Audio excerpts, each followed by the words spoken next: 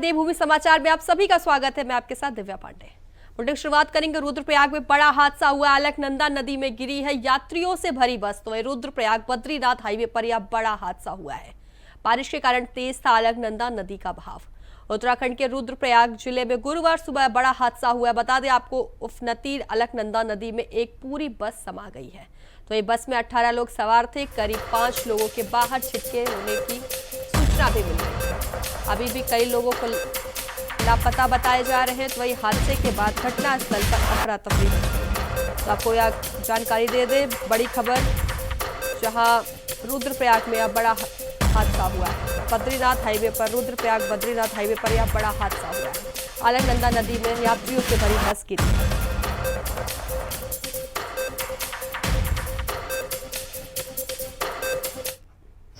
भारत तिब्बत सीमा police बल हमें 8:30 बजे करीब सूचना मिली कि एक बस यहाँ अलकनंदा रिवर में गिर गई है। हमारी एक प्लाटून की नफरी और जो हमारे पास एनडीआरएफ की टीम है, हम तुरंत यहाँ घटनास्थल पे पहुँचे और अभी तक हमारे द्वारा 2 डेड बॉडीज़ निकाली जा चुकी हैं और 8 को रेस्क्यू किया गया है और टोटल 9 मिसिंग है। क्या बस का पता चल रहा है? बस अभी नहीं मिल पा रही है, पानी का बहाव काफ़ी तेज़ है, इसलिए अभी बस का पता नहीं। कितने बजे की घटना मानी जा रही है? 7 से 7:30 के बीच। आपको कैसे इन्फॉर्मेशन मिली? हमें स्टेट अथॉरिटी से खबर मिली। अच्छा, तो कितने लोगों की टीम थी आपकी? हमारी एक प्लाटून की नफरी थी और हमारे साथ एनडीआरएफ की टीम भी थी।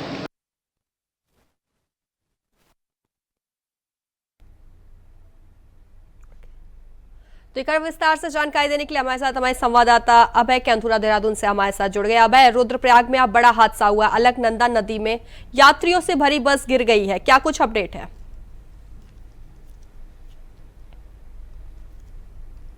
नहीं, आज का दिन ये कह सकते हैं कि हादसों का दिन यहाँ पर उत्तराखंड के लिए कहा जा सकता है। 3 अलग हादसे अब तक यहाँ पर हो चुके हैं। सड़क दुर्घटनाएं 3 अलग अलग जगहों पर यहाँ पर हो चुकी है, जिसमें 6 लोगों की मौत यहाँ पर हुई है। रुद्रप्रयाग में जो बस अलकनंदा नदी में गिरी है, जो सड़क दुर्घटना वहाँ पर हुई है, उसमें अभी तक जो जानकारी मिल पाई है, उसमें 2 शवों को निकालने का काम यहाँ पर किया जा चुका है। 8 घायलों का अभी वहां पर जो रुद्रप्रयाग का जिला अस्पताल है वहां पर इलाज चल रहा है, जबकि 9 लोग अभी भी लापता वहां पर बताए जा रहे हैं, जिसके लिए रेस्क्यू अभियान वहां पर चलाया जा रहा है। लगातार आईटीबीपी की टीम वहां पर मौजूद है, एनडीआरएफ की टीम वहां पर मौजूद है, पुलिस प्रशासन की टीम वहां पर मौजूद है, एसडीआरएफ की टीम वहां पर मौजूद है। उन लोगों का एक संयुक्त अभियान वहां पर चल रहा है। जो लोग 9 लोग अभी तक लापता बताए जा रहे हैं, उनकी तलाश वहां पर की जा रही है। कोशिश यही की जा रही है कि वो उन सभी लोगों को जो संभावना जताई जा रही है कि सभी लोग बचे हो सकते हैं, तो उनको बचाने की कोशिश वहां पर चल रही है। ये कह सकते हैं कि घटना ये आज सुबह की है। 7 से 8 बजे की एक घटना है, जब बस रुद्रप्रयाग से बद्रीनाथ धाम के लिए वहां पर जा रही थी। इस बस में कह सकते हैं कि गुजरात के लोग सवार थे, राजस्थान के लोग सवार थे और महाराष्ट्र और एक मध्य प्रदेश के लोग भी इसमें बताए जा रहे हैं। कुल लोगों की संख्या 19 से 20 यहाँ पर बताई जा रही है, लेकिन जो अभी जिला प्रशासन की तरफ से जो सूची उपलब्ध कराई गई है, उसमें 19 लोगों के ये कह सकते हैं कि यहाँ पर सूची बताई जा रही है कि 19 लोग इस बस में सवार थे, जिसमें से 8 लोग अभी तक घायल प्राप्त हो चुके हैं, जिनका जिला अस्पताल में वहाँ पर इलाज चल रहा है। इसके अलावा राज्य सरकार की तरफ से लगातार प्रयास वहाँ पर किए जा रहे हैं कि जो लोग इन हादसों में जो घायल हुए हैं, उनको बेहतर उपचार वहाँ पर दिया जा सके, ताकि उनकी जिंदगी को बचाने का काम वहाँ पर हो सके। लेकिन कुछ लोग गंभीर रूप से घायल हैं। हो सकता है संभवतः जिस तरीके से जिला प्रशासन की तैयारी यहाँ पर दिख रही है, हेली एम्बुलेंस के माध्यम से इन घायलों को ऋषिकेश एम्स अस्पताल के में यहाँ पर लाया जा सकता है। उसकी तैयारी पूरी यहाँ पर की जा चुकी है। जो हेली एम्बुलेंस है वो जिला प्रशासन की तरफ से वहाँ पर अलर्ट मोड पर रख दी गई है। तो ये कह सकते हैं कि हादसे बहुत बड़े आज यहाँ पर हुए और उत्तराखंड के लिए आज का दिन सड़क हादसों का दिन यहाँ पर कहा जा सकता है। रुद्रप्रयाग हादसे में ही ये कह सकते हैं कि रुद्रप्रयाग जनपद में ही एक और सड़क दुर्घटना वहाँ पर हुई है, जिसमें चमोली जिले के जो सहकारी जो बैंक है, उसमें एक बैंक मैनेजर जो कार्यरत थे, उनकी वहां पर पोखरी मार्ग पर सड़क दुर्घटना में मृत्यु वहां पर हुई है। उनकी जो छोटी गाड़ी थी, छोटा वाहन था, वही सड़क पर ही पलट गया था, जिसमें उनकी मृत्यु यहां पर हुई है। इसके अलावा राजधानी देहरादून या जो कुछ दूरी पर जो कह सकते हैं कि जो चक्रौता और कालसी के बीच का जो क्षेत्र है कालसी है, वहां पर एक गाड़ी वहां पर दुर्घटनाग्रस्त वहां पर हुई है। सड़क से ये गाड़ी काफी नीचे जाकर गिरी है, जिसमें 3 लोगों की मृत्यु की पुष्टि अब तक यहां पर हो चुकी है और एक घायल उस गाड़ी में वहां पर बताया जा रहा है। तो कह सकते हैं कि अब तक जो उत्तराखंड में आज का दिन की जो शुरुआत हुई है उसमें से सड़क हादसों में जो अलग अलग सड़क हादसे 3 अलग अलग सड़क हादसे उसमें 6 लोगों की मृत्यु अब तक यहाँ पर हो चुकी है। जी बिल्कुल। अभय, अगर हादसे के कारण की बात करें तो क्या कुछ कारण हो सकता है हादसे का?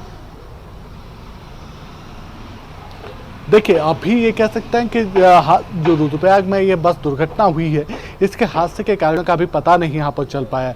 टेम्पो ट्रेवल्स की बस यहाँ पर बताई जा रही है। सबसे बड़ी बात है कि बस अभी भी नदी में पूरी तरीके से अलकनंदा नदी में समाई हुई है, यानी बस को निकालने का काम अभी तक शुरू नहीं कर पाया क्योंकि नदी का बहाव बहुत तेज है। नदी में पानी जो जल स्तर है वो काफ़ी बढ़ा हुआ इस समय है। तो ऐसे में कह सकते हैं कि जो रेस्क्यू अभियान जो वहाँ पर चल रहा है उसमें काफ़ी दिक्कतें वहाँ पर आ रही है और फिलहाल अभी जो आसपास के जो क्षेत्र हैं उन क्षेत्रों में ही रेस्क्यू अभियान को चलाने का काम वहाँ पर किया जा रहा है। एनडीआरएफ की जो डीप ड्राइव वाली जो टीमें हैं वो ऐसी जगहों पर तलाश वहाँ पर कर रही है जहाँ पर संभावना इन लोगों के फंसे होने की या रुकने की हो सकती है। उन जगहों पर तलाश अभियान जो तलाशी है वो वहाँ पर चल रही है। लेकिन जो प्रत्यक्षदर्शी बता रहे हैं जिन्होंने इस हादसे को वहाँ पर देखा है उनकी तरफ से बताया जा रहा है कि बस जब बद्रीनाथ और रुद्रप्रयाग से बद्रीनाथ धाम के लिए जा रही थी तो ये बैंड के पास अचानक से अनियंत्रित होकर नीचे गिरी है। हो सकता है कि तेज रफ्तार इस सड़क दुर्घटना का कारण यहाँ पर रहा, लेकिन फिलहाल अभी स्पष्ट जानकारी इसकी नहीं मिल पाई है। ये तो आने वाले दिनों में जब जांच यहाँ पर की जाएगी तो उसकी विस्तृत रिपोर्ट में पता चल पाएगा कि हादसे का कारण क्या है यहाँ पर है। जो घायल यहाँ पर बचे हैं जिनका जिला अस्पताल में इलाज यहाँ पर चल रहा है उनसे भी बातचीत करने का प्रयास अभी तक ये कह सकते हैं करने का कोशिश वहाँ पर की गई है, लेकिन उन सभी की स्थिति इस लायक नहीं है कि वो बात वहाँ पर कर पाएँ। इसलिए प्रशासन ने एहतियात के तौर पर डॉक्टरों के इस निगरानी में उनसे बात करने के मना वहाँ पर किया गया। जल्द ही उनसे बातचीत वहाँ पर की जाएगी क्योंकि जो बस के चालक हैं, इस टेम्पो ट्रेवल्स के जो चालक हैं वो भी घायल वहाँ पर गंभीर रूप से घायल बताए जा रहे हैं, उनका भी इलाज वहाँ पर चल रहा है। तो उनसे बातचीत अगर हो पाती है तो बस के स्पष्ट कारणों का पता चल पाएगा कि दुर्घटना किन कारणों से यहाँ पर हुई है। लेकिन इतना जरूर कहा जा सकता है कि जिस प्रकार से यह हादसा आज वहाँ पर हुआ है, ये दर्दनाक हादसा वहाँ पर हुआ, ये उत्तराखंड के लिए भी चिंता का विषय है और आज शोक के लिए कहा जा सकता है क्योंकि जिस तरीके से चारधाम यात्रा मार्ग पर लगातार सड़क दुर्घटनाएं हो रही है, एक के बाद एक दुर्घटना यहाँ पर हो रही है, वो बड़ा चिंताजनक विषय है जिस पर सरकार को मंथन करने की आवश्यकता है। जिला प्रशासनों को ऐसा प्लान तैयार करने की आवश्यकता है ताकि सड़क दुर्घटनाओं पर ब्रेक लग सके। जी बिल्कुल। अभय खाड़, विस्तार से जानकारी देने के लिए आपका धन्यवाद।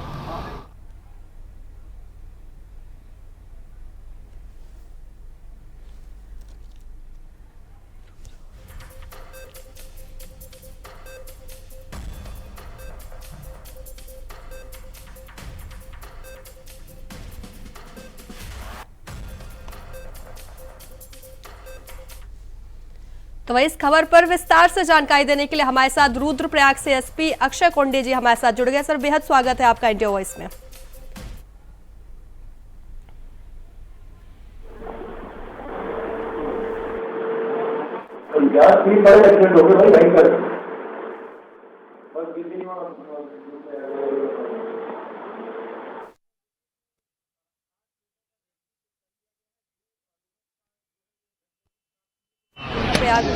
बड़ा दुख हुआ कि आज सुबह जब मोबाइल खोला तो सबसे पहले यही खबर देखी कि 7:30-8 बजे के आसपास का ये हादसा है और जिसमें 19 लोग थे, जिसमें से 8-10 लोगों का रेस्क्यू किया गया है, जिसमें से 2 मृत बताए गए हैं और 8 का 20 ये जो हमारा अस्पताल है रुद्रप्रयाग में वहाँ इलाज चल रहा है। बड़ा दुख होता है ऐसी घटनाओं को देख के। मैं तो यही यात्रियों से भी यही कहूँगा कि थोड़ा आराम से अपनी गाड़ियाँ चलाएँ और बरसात का मौसम है, धीरे धीरे चलें और प्रशासन भी लगातार अपना काम कर रहा है और देखते हैं कब तक गाड़ी का भी पता नहीं चला है, देखते हैं कब तक गाड़ी मिल पाती है। हम लोग प्रशासन के साथ हैं। इंडिया के द्वारा सेकेंड इंडियन कंजर्वेशन कॉन्फ्रेंस का यहाँ 2 दिन का आयोजन किया जा रहा है। देश में टाइगर कंजर्वेशन के जब 2023 में 50 साल पूरे हुए थे, माननीय प्रधानमंत्री जी ने उस कार्यक्रम का उद्घाटन किया था। तब उन्होंने इंटरनेशनल बिग कैट अलायंस की घोषणा भी करी थी और आज भारत में उसके कार्यालय के साथ देश के 97 कंट्रीज़ जिनमें बिग कैट्स पाए जाते हैं उनमें इस कोलेशन को आगे बढ़ाने का कार्य शुरू हुआ है। माननीय प्रधानमंत्री जी की प्रेरणा के हिसाब से ही वाइल्ड लाइफ कंजर्वेशन में जो हमारे यंग साइंटिस्ट काम करते हैं, पॉलिसी मेकर काम करते हैं, एकेडमिशियन काम करते हैं, रिसर्चर्स काम करते हैं, उनको हम यहाँ पर बुला करके अलग अलग क्षेत्र में काम करने जो उनके काम आते हैं इकट्ठा आकर के अपनी नॉलेज शेयरिंग, कैपेसिटी बिल्डिंग के लिए आगे बढ़े। पिछले दिनों जो नेशनल वाइल्ड लाइफ बोर्ड की 7th मीटिंग हुई थी, उसमें भारत में जो इस समय कंजर्वेशन प्रोग्राम चल रहे हैं, जैसे प्रोजेक्ट लायन चल रहा है, प्रोजेक्ट डॉल्फिन चल रहा है, प्रोजेक्ट टाइगर है, प्रोजेक्ट चीता है, प्रोजेक्ट एलिफेंट है, उसकी तो समीक्षा की ही गई। लेकिन माननीय प्रधानमंत्री जी ने जो हम लोगों को निर्देशित भी किया था कि कंजर्वेशन में फॉरेस्ट फायर मैनेजमेंट पे काम करना चाहिए, जैसे हम रेयर स्पीशीज पे काम कर रहे हैं, घड़ियाल कंजर्वेशन पे काम करना चाहिए, उसी के साथ स्लॉथ बियर कम हो रहे हैं उस पर काम करना चाहिए। 2047 के विकसित भारत के लक्ष्य के लिए हमारा वाइल्ड लाइफ मैनेजमेंट कैसा होना चाहिए उसके ऊपर हमको काम करना चाहिए। मैन एनिमल कॉन्फ्लिक्ट को लेकर के काम करना चाहिए, उसके लिए भी हम लोगों ने काम शुरू किया है। अभी कुछ दिनों पहले जदुआ में हमने यूपी के सारे विषयों को करा है। मैं जानता हूँ उत्तराखंड में भी विशेष रूप से गुलदार या जो तेंदुए की समस्या है उसके रेस्क्यू सेंटर को लेकर के हम लोग चर्चा करेंगे। और इसी के साथ ही जो हमारे प्लांट एनिमल हेल्थ को लेकर के जो कार्य हैं उसको करेंगे। एक जो सबसे बड़ी बात है कि जो ट्रेडिशनल नॉलेज है भारत की, तो हमारी ट्रेडिशनल नॉलेज और साइंस उसको कैसे जोड़ा जाए। अभी आने वाली 30 तारीख को कलकत्ता में ऐसी ही एक हैकाथॉन हमारे यंग रिसर्चर्स की हो रही है जो ट्रेडिशनल नॉलेज पे और साइंस इसको जोड़ने का काम करते हैं। मैं उम्मीद करता हूँ कि आने वाले 2 दिनों में ये जो कॉन्फ्रेंस है, जो हमारे देश में एनिमल को बचाने के लिए, मैन एनिमल कॉन्फ्लिक्ट पे पॉलिसी बनाने के लिए, देश की बायोडायवर्सिटी को समृद्ध करने के लिए। डॉक्टर प्रवीण कुमार। आज फेमस है यहाँ पे ना? हाँ। अच्छा, क्या हुआ? ये घटना कहाँ पे हुई है? कौन से धौलतीर में हुई है। हाँ, कितने लोग? ये तो सीएमओ साहब बताएंगे, लेकिन हमारे यहाँ अभी तक टोटल 7 पेशेंट आए हैं। 7 पेशेंट आए? 7 इंजर्ड आ गए हैं हमारे यहाँ, बाकी और आ गए। ये बस दुर्घटना घटी है? हाँ। अच्छा, तो सभी लोग कैसे हैं? अभी तो जो हैं वो सब लगभग स्टेबल हैं। स्टेबल है, ठीक है। कितने लोग थे बोलो उसमें? ऐसे कुछ 19 लोग बता रहे हैं, अभी बाकी देखो जो भी है। अच्छा, क्या सुनना आपका? डॉक्टर प्रवीण कुमार। डॉक्टर प्रवीण कुमार। में आगे बढ़ेंगे। पूर्व मुख्यमंत्री हरीश रावत ने पंचायत चुनाव में रोक लगने पर धामी सरकार को आड़े हाथ लिया है। हरीश रावत ने सरकार की नीयत पर खोट बताते हुए कहा है कि सरकार ने मामले को उलझाया, जिस पर न्यायालय को रोक लगानी पड़ी। अल्मोड़ा पहुंचे हरीश रावत ने कहा कि सरकार ने गजट नोटिफिकेशन नहीं जारी किया, जबकि 2016 के पंचायती चुनाव में बनाए गए चक्र को शून्य कर दिया गया। इससे कई क्षेत्रों में आरक्षण का लाभ नहीं मिल पाया है। तो वहीं हरीश रावत ने कहा कि सरकार की नीयत में खोट है। उन्होंने न्यायालय से आग्रह किया है कि वह इस मामले में सरकार को फटकार लगाए और 1 हफ्ते की अवधि में व्यवस्थाएं दुरुस्त कर चुनावी प्रक्रिया को नए सिरे से शुरू करने के निर्देश दें।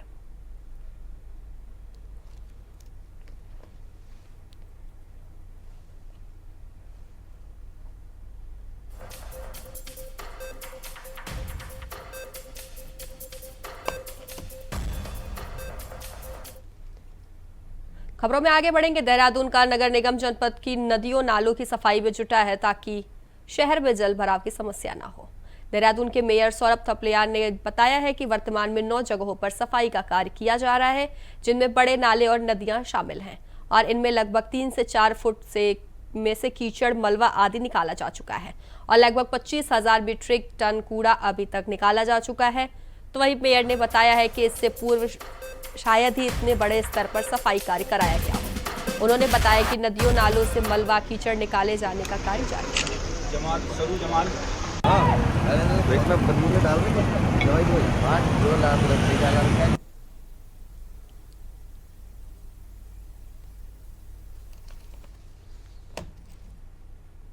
तो अगली खबर की रुख करेंगे। श्रावण मास कांवड़ मेला 2025 को लेकर उत्तराखंड पुलिस ने अपनी तैयारियां तेज कर दी हैं। बता दें, राजधानी देहरादून के पटेल भवन सभागार में आयोजित उच्च स्तरीय गोष्ठी में पुलिस महानिदेशक दीपम सेठ ने प्रदेश भर के पुलिस अधिकारियों को कड़ी और स्पष्ट हिदायतें दी हैं। उन्होंने कहा है कि श्रद्धालुओं की सुरक्षा, सुविधा और समन्वय हमारी सर्वोच्च प्राथमिकता है। संवेदनशील और भीड़भाड़ वाले क्षेत्रों की पहचान कर वहां अनुभवी पुलिसकर्मियों, महिला बल, एटीएस, बम डिस्पोजल यूनिट और खुफिया टीमें तैनात की जाएंगी। पेयजल, चिकित्सा, टॉयलेट, विश्राम स्थलों के साथ शिविरों में रुकने वाले लोगों का सत्यापन अनिवार्य होगा। वहीं हरिद्वार में भीड़ अधिक होने पर अन्य घाटों को विकल्प के रूप में प्रचारित किया जाएगा।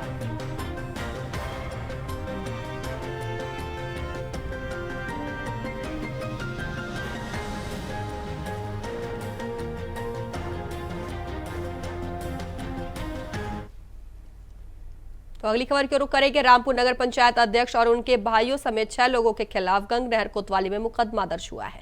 बता दें, नगर पंचायत अध्यक्ष के भाइयों पर हथियारों से लैस होकर मेडिकल स्टोर में घुसकर मारपीट करने के आरोप हैं, तो वही अध्यक्ष पर जान से मारने की धमकी देने के। पुलिस मामले की जांच में जुटी है। तो वही रामपुर नगर पंचायत क्षेत्र निवासी मुनफैत पुत्र हनीफ ने गंगनहर कोतवाली पुलिस को तहरीर देकर बताया कि 24 जून दोपहर 2 बजे उनका पुत्र हारून और पोता आयान अपने मेडिकल स्टोर पर बैठे थे। तभी नावेद पुत्र शराफत, दानिश पुत्र शराफत, शहजाद पुत्र सईद और 2 अन्य व्यक्ति निवासी रामपुर गैर कानूनी हथियारों से लैस होकर मेडिकल स्टोर के अंदर घुस गए और गाली गलौज करते हुए मारपीट शुरू कर दी। आरोप है कि बीच बचाव करने आए नसीम पुत्र महमूद पर भी जानलेवा हमला किया गया है। इसके साथ ही मेडिकल स्टोर में तोड़फोड़ कर आइंदा भी मौका मिलने पर जान से मारने की धमकी दी तथा गोली मारने की धमकी भी उनके पुत्र को आरोपियों द्वारा दी गई है। वही आरोप है कि थाने लाने के बाद भी पुलिस के सामने नगर पंचायत अध्यक्ष परवेज पुत्र शराफत और शहजाद पुत्र सईद ने जान से मारने की धमकी दी है। नीरज भोगलिया, मैं प्रदेश कार्यकारिणी सदस्य हूँ, देवभूमि निकाय संयुक्त कर्मचारी महासंघ से। मुझे सुबह सूचना मिली कि कल जो नाला की सफाई हो रही थी, हमारे सफाई कर्मचारी कार्य कर रहे थे, तो सफाई करते समय जो दुकानदारों ने इन लोगों को काम में बांधा डाले, सरकारी काम में। पहले लोग कहते हैं कि भाई नालियाँ साफ नहीं हो रही, पानी भरता है, और जब सफाई कर्मचारी काम करते हैं तो उसमें काम में बाधा डालते हैं, गलत बोलते हैं, गाली गलौज करते हैं, कर्मचारी साथ मारपीट थे। अजय ये बताओ, कर्मचारी साथ काम करने के लिए मैदान में उतरा है क्या? पिटने के लिए उतरा है, गाली खाने के लिए उतरा है? हमारे लोग हैं। देखिए, नगर पंचायत रामपुर हरिद्वार है और रामपुर में यहाँ सभी धर्म के लोग एक साथ रहते हैं, और जब कर्मचारी काम करेगा उसके लिए धर्म ने उसके लिए एक जनता की सेवा कर रहा है। तो जिस वो जो दुकानदार उस टाइम मौजूद है, जो दोषी है, उस पर कार्रवाई होनी चाहिए। आज कर्मचारी साथ मारपीट हुई कल, तो ये गलत है। हमारी महिला के साथ हुई है और भी कर्मचारी साथ कई बार हुआ, ये अति हो गई। तो फिर लोग हैं यहाँ पे जो निवासी लोग हैं, यहाँ पे वही लोग हैं, स्थानीय जो निवासी लोग हैं रामपुर के रहने वे लोग हैं जी। और आज संगठन ये माना, बार बार अत्याचार हो गया, पाप का गड़ा भर चुका है। संगठन जो है, जब तक न्याय नहीं मिलेगा, दोषियों को कार्रवाई नहीं होगी, जब तक ये कार्य बहिष्कार रहेगा। और मैं यहाँ नगर पंचायत का कर्मचारी हूँ और आज़ाद समाज पार्टी के तब से यहाँ से चेयरमैन बने हैं। तो हमारे जितने भी कर्मचारी हैं यहाँ पे फील्ड में वर्क करने के लिए जाते हैं, तो कुछ विशेष लोगों के द्वारा आए दिन यहाँ पे इनको रोका जा रहा है, कार्य नहीं करने दिया जा रहा। और कई बार तो ऐसा हुआ कि इनके साथ में मारपीट की गई है, गाली गलौज तक की गई है। और अभी कुछ दिनों पहले का मामला था कि हमारे एक लड़के के पीछे तो कुछ लोग यहाँ पे लोहे की रोड तक लेके भागे हैं। तो क्या मतलब संविधान ये इजाज़त नहीं देता कि अगर ये हमारे जो चेयरमैन साहब है, ये सब लोगों के मत के से जीत कर यहाँ तक पहुँचे हैं, सभी समुदाय के, सभी धर्मों के लोगों की इनको वोट मिली है। ऐसा नहीं होना चाहिए। यहाँ की जो जनता के कुछ गंदी मानसिकता के जो लोग हैं ना, वो इस तरह की हरकतें कर रहे हैं। और इसीलिए आज हम सब लोग यहाँ पे स्ट्राइक पे थे कि ताकि जो है यहाँ पर प्रदर्शन करके और सभी आपके चलन के माध्यम से सभी आसपास की जनता को ये बताया जा सके कि हमने क्यों स्ट्राइक की। कौन लोग गाँव में हम कोशिश कर रहे हैं, जब से रामपुर नगर पंचायत चेयरमैन बने हैं बड़े भाई परवेज सुल्तान जी, साफ सफाई में जितने भी हमारे कर्मचारी हैं पहले से ही वो प्रॉपर्ली अपना काम कर रहे हैं। अगर उनको थोड़ा लेट भी रोका जाता है काम से, तो तब भी वो रुकते हैं, काम करते हैं, प्रॉपर्ली अपना काम करते हैं। जहाँ पे 200 लोगों की ज़रूरत है, 20-25 हज़ार यहाँ पे लोगों का पोलिंग है, और यहाँ पे हमारे जो कर्मचारी आप सफाई की व्यवस्था बिल्कुल हमारी तरफ से तो बिल्कुल अच्छी है। हम कोशिश ये कर रहे हैं कि 20 व्यक्ति ही 200 लोगों का काम करें। हमारे सभी कर्मचारी इतनी मजबूती से काम करते हैं। यहाँ के जो कुछ गंदी मानसिकता के लोग हैं, वो विरोधी लोग हैं हमारे, जो चेयरमैन साहब बने हैं उनके, वो काम करने नहीं दे रहे। लोगों को एक दूसरे को चुगली करके या कुछ भी बोल के, गलत सलत बोल के उनको सामने करके रोका जा रहा है। हमारे कर्मचारियों को काम नहीं करने दिया जा रहा है। हुआ कि कल हमारे कर्मचारियों के साथ नाला सफाई करते हुए कुछ स्थानीय लोगों ने यहाँ पे वो किया, हंगामा किया, उनके साथ गाली गलौज की, मारपीट तक की बात भी आ गई थी इसमें। तो इस वजह से आज उन्होंने हड़ताल रखी है।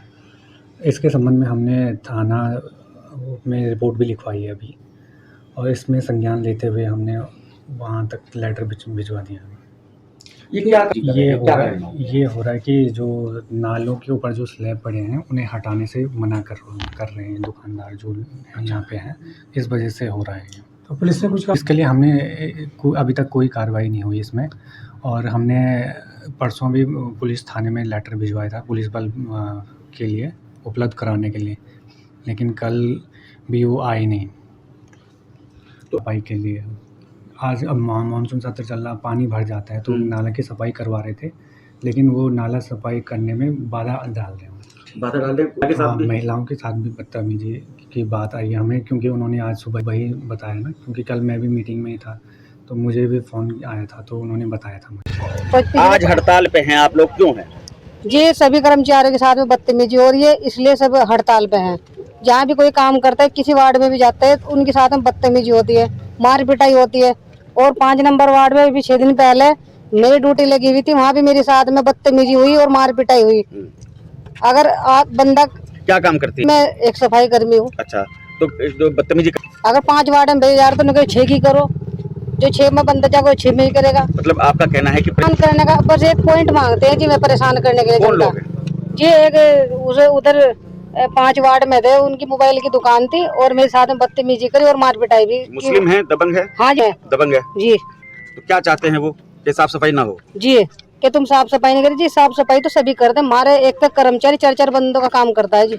अच्छा, तो इसलिए आप हड़ताल पे? कब तक? ये नहीं पता कब तक चलेगी, जब तक हमें इंसाफ नहीं मिलने का, खुद लोग माफी नहीं मांगने के, तब तक हम हड़ताल पे रहेंगे। में आगे बढ़ेंगे। मानसून और बरसाती सीजन में अल्मोड़ा सहित कुमाऊं के 3 जिलों को जोड़ने वाले अल्मोड़ा हल्द्वानी नेशनल हाईवे में क्वारब के पास हालात बद से बदतर होते जा रहे हैं।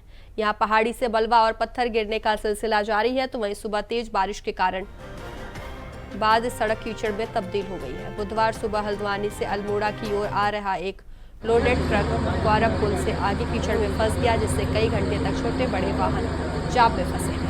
बाद में NH रानीखेत खंड की टीम ने JCB और पोकलैंड मशीन से ट्रक को खींचकर डेंजर जोन से बाहर निकाला। वहीं जिला आपदा प्रबंधन अधिकारी विनीत पाल ने सुबह 11 बजे बताया कि हाईवे में ट्रक फंसने से जाम लगा।